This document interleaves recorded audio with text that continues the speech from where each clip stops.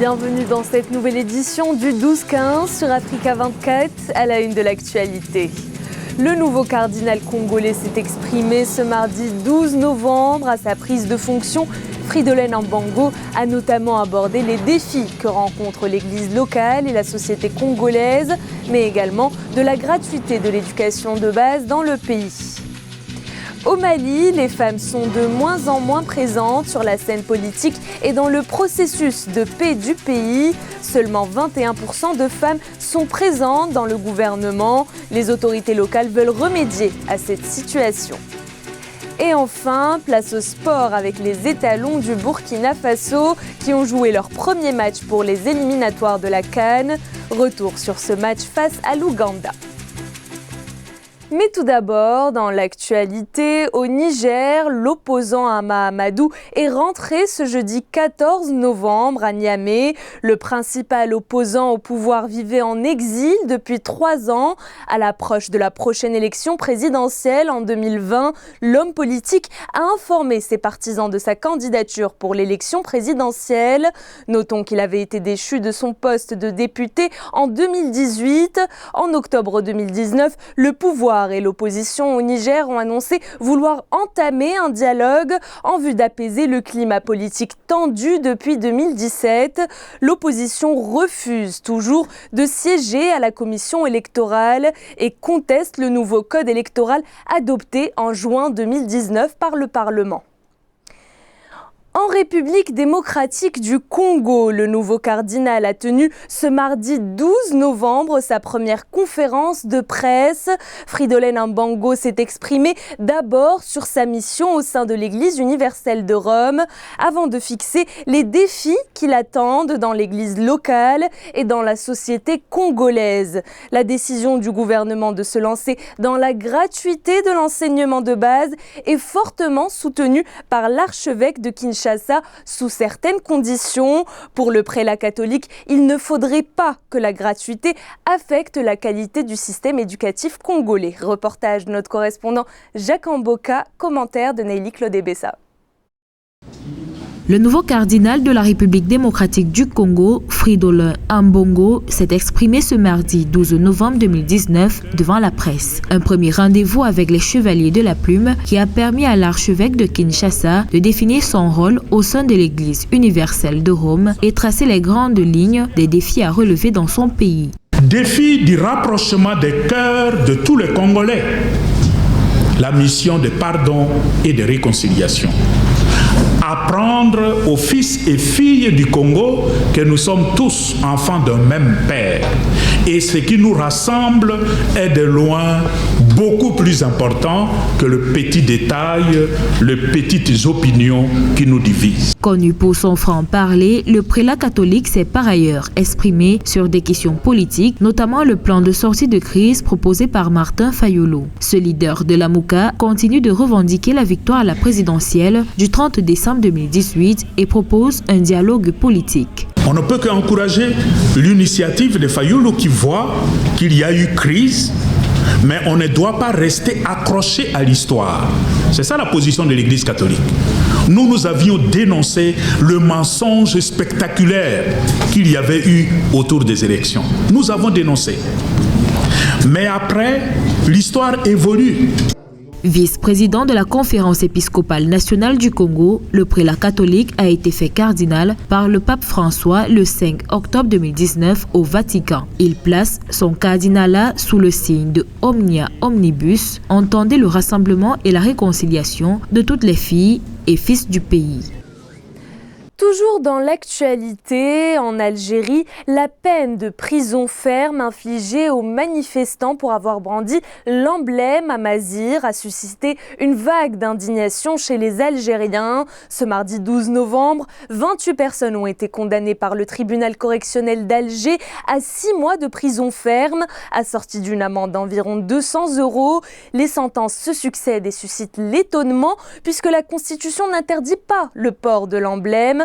Mais le chef de l'armée, Ahmed Gaïd Salah, a interdit ce port durant les manifestations du Irak. Des sentences vues comme dures, lourdes et qui marquent un tournant inattendu pour les manifestants du vendredi qui se rassemblent ce 15 novembre pour réclamer la libération des personnes arrêtées dans le cadre de la contestation.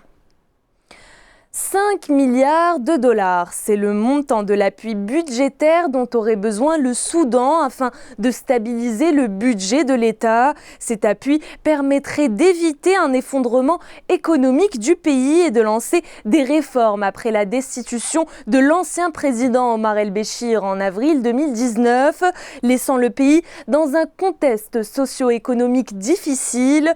Le gouvernement soudanais sollicite donc des bailleurs à l'échelle internationale. Un sujet de Corinne Kamdem. Suite à la révolution d'avril 2019 qui a entraîné la chute de l'ancien président Omar el-Béchir, le Soudan s'est donné pour objectif de réussir là où les révolutions du printemps arabe sont en difficulté, la relance économique. Le nouveau gouvernement souhaite bâtir une économie orientée sur la jeunesse à travers des réformes de fonds et une protection sociale. Cependant, selon son ministre des Finances, Ibrahim El-Badawi, le pays aurait besoin d'un soutien budgétaire d'au moins 5 milliards de dollars. La Banque centrale n'a pas d'autre choix que d'imprimer de l'argent pour acheter de l'or. Ce cycle doit être brisé et nous le ferons bientôt. Vous savez, nous ferons notre part, mais nous ne pouvons pas le faire seuls. Pour que ce gouvernement réussisse, pour que cette révolution se mette en place dans une démocratie stable, dans cette partie très critique de l'Afrique, nous avons besoin de compréhension et de soutien. Et j'ai espoir que nous allons l'obtenir. En crise depuis la perte de la majeure partie de ses richesses pétrolières avec la sécession du Soudan du Sud en 2011, les réserves en devises dont le Soudan dispose actuellement ne sont suffisantes que pour financer les importations pendant quelques semaines, selon le ministre des Finances. Le pays a certes bénéficié d'un soutien pour les importations de carburant et de blé, mais environ 65% de ses 44 millions d'habitants vivent dans la pauvreté. Le pouvoir d'achat est très faible parce que la situation économique est actuellement inacceptable. Tout citoyen qui se présente demande toujours pourquoi ce produit coûte ceci ou cela. Il a été vendu à un certain prix il y a une semaine et le prix est maintenant différent. Les entreprises augmentent les prix et nous ne pouvons pas expliquer aux gens ces hausses de prix. Est-ce le dollar? Il existe des produits soudanais, ils ne devraient pas être affectés par le prix du dollar. Le gouvernement civil en charge pendant 3 ans dans le cadre de l'accord de partage du pouvoir signé avec l'armée en août dernier a déjà mobilisé un peu plus de la moitié des 3 milliards de dollars d'aide aux importations de blé et de carburant octroyés au pays par l'Arabie Saoudite et les Émirats Arabes Unis en avril. Une réunion de donateurs des Amis du Soudan est prévue pour décembre. Le Soudan a également ouvert des discussions avec les États-Unis dans l'objectif de voir le retrait du pays de la liste noire américaine des États soutenant le terrorisme, classification qui asphyxie son économie. La 8e édition des Journées minières se tient depuis le 12 novembre au Mali. 1850 opérateurs et acteurs du secteur de 18 pays différents ont pris part à cette importante rencontre sous-régionale. Axé sur les générations futures, cet événement a été l'occasion de lancer le projet de création d'une école africaine des mines et échanger sur le développement durable des secteurs miniers et pétroliers. Un sujet de Mokhtar Bari. Développer durablement les secteurs miniers et pétroliers maliens au profit des générations futures, c'est sous ce thème que se tient la 8e édition des Journées minières et pétrolières du Mali. 1850 participants venus de 18 pays prennent part à ces rendez-vous autour des activités liées à ces secteurs. Les GMP représentent une grande opportunité de rencontre, de partage et d'échange d'expériences entre nos homologues miniers de la sous-région, le gouvernement et les partenaires internationaux. On voudrait montrer au secteur minier qu'avec l'apport de notre cabinet, on peut leur apporter des ressources humaines de qualité. Le Mali, 4e producteur d'or en Afrique et 2e ouest africain, ambitionne se positionner comme une référence en matière de formation, d'où l'érection d'une école africaine des mines. Il a fallu attendre 10 ans pour qu'une contribution venant d'une société en exploration puisse voir le jour aujourd'hui. Il est temps, messieurs les PDG et DG des sociétés en production, que vos promesses deviennent des réalités. Le Burkina Faso, qui est aussi un important pays minier, est du rendez-vous de Bamako. Le pays en proie au terrorisme se veut rassurant sur la sécurité des investissements. Pour accompagner les acteurs du secteur privé partout où ils interviennent, le gouvernement est disposé à accompagner les structures minières pour renforcer donc les dispositifs sécuritaires dans les différentes zones. Au Mali, l'or représente les 3/4 des recettes d'exportation, 1/4 des recettes budgétaires et 8% du PIB national, avec une production de 60,8 tonnes en 2018, soit une progression de 20% par rapport à l'année précédente. Toujours au Mali, l'égalité des genres fait partie de la constitution même du pays. Néanmoins, certaines difficultés émergent sur le plan réel, notamment l'équilibre de ces genres dans la proposition du gouvernement où les femmes maliennes représentent seulement 21%. Pour répondre à cette problématique, les autorités cherchent à mettre en œuvre une discrimination positive envers les femmes en leur donnant un rôle important dans le processus de paix au Mali. Les précisions de Gladys Mwamba. L'égalité des droits à tous les citoyens sans distinction de genre, c'est ce que garantit la Constitution malienne de 1992. Si la population malienne connaît un relatif équilibre, avec quasiment autant d'hommes que de femmes, la représentation de ces dernières dans les prises de décision est un tout autre domaine. Elles en sont souvent exclues malgré la loi de décembre 2015 garantissant un quota de 30% de femmes dans les nominations aux institutions nationales et aux organes législatifs. Mais actuellement, seuls 21% de femmes composent le gouvernement. Cela s'explique par le fait qu'il y a aussi des pesanteurs politiques et sociales. Nous sommes dans des sociétés où, comme vous le savez, ce sont des sociétés un peu patriarcales, même si au Mali aujourd'hui on a pu constater qu'il y a eu quand même une loi de parité qui a été votée où il a été demandé à toutes les institutions d'avoir un minimum de 30% au niveau des représentations.